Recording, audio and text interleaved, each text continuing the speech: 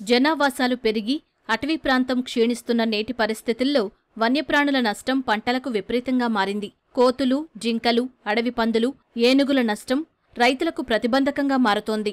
కొన్ని ప్రాంతాల్లో రైతులు వీటి బెడదను తప్పించలేక పంటలను వేసుకోవడం సైతం మానుకుంటున్నారు. ఇలాంటి పరిస్థితుల్లో వరంగల్ జిల్లాకు చెందిన రైతు ఒకరు మొక్కజొన్న పంటలో కోతుల బెడదను తప్పించేందుకు సోలార్ కంచె ఏర్పాటు చేసుకున్నాడు. జిల్లాలోని నర్సంపేట మండలం ముగ్ధంపురం గ్రామానికి చెందిన బైరబోయిన నర్సయ్య అనే రైతు 1 ఎకరా భూమిలో మొక్కజొన్న పంటకు ఈ ఏడాది సోలార్ ఫెన్సింగ్ ఏర్పాటు చేశాడు. చరవాణిలో వచ్చిన సమాచారంతో సోలార్ ఫెన్సింగ్ వివరాలు సేకరించి తన పొలంలో సొంతంగా ఏర్పాటు చేసుకున్నాడు. ఫెన్సింగ్ ఏర్పాటు తనకు ఎంతో ఉపయోగకరంగా ఉందంటూ రైతు చెబుతున్నాడు. పత్తులు పండించేది వరకు ఇప్పుడు మొక్కజొన్న వేసిన మొక్కజొన్న కూడా కోతులు అన్ని ఆగం చేసిపోయినాయి. ఇట్లా అవుతుందని మళ్ళీ నేను సోలార్ దాని గురించి తెలిసింది. ఫోన్ లో చూసి దాన్ని ఆర్డర్ ఇచ్చిన, రాజమండ్రి ఆర్డర్ ఇస్తే ఆయనే ఇది పంపించిండు.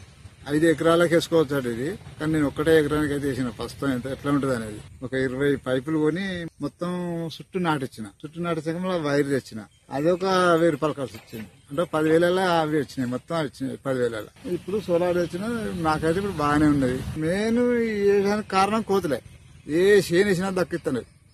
ఇదన్నా ఎత్తే దక్కుతుందని చూసినా ఇప్పటి వరకు అయితే కంట్రోల్నే ఉన్నాయి. కోతులు ఎక్కడెక్కడనో అడవిలో ఉండేది, అడవి పోయింది, ఊళ్ళలో పడ్డాయి. ఆగా చెప్తాను, ఏ చేను దక్కనిస్తలే, ఏ దక్కనిస్తలే. ఇంకా వాటి కొరకే నాకు ఇదంతా వచ్చి చూద్దాం దీన్ని ట్రయల్ ఎట్లా ఉంటుందని చేసిన. ఇప్పటి వరకు అయితే నాకు మంచిగానే ఉన్నది. కరెంటు వచ్చినప్పుడు ఏం కాదు, వాటికి షార్ట్ వస్తుంది అంతే, అటు పడతాయి. మనం పట్టుకున్నా కూడా షార్ట్ వస్తుంది, తీసేస్తాం చెయ్యి అంతే, ఏం కాదు. ఎవరు జావరు, దీనికి ఏం కాదు. దీంతో ప్రమాదం ఏం లేదు. 5 ఎకరాల రైతు కనుక వేసుకుంటే ఏ పంట వేసుకోవచ్చు, మనకు కావాలి కూడా అవసరం లేదు.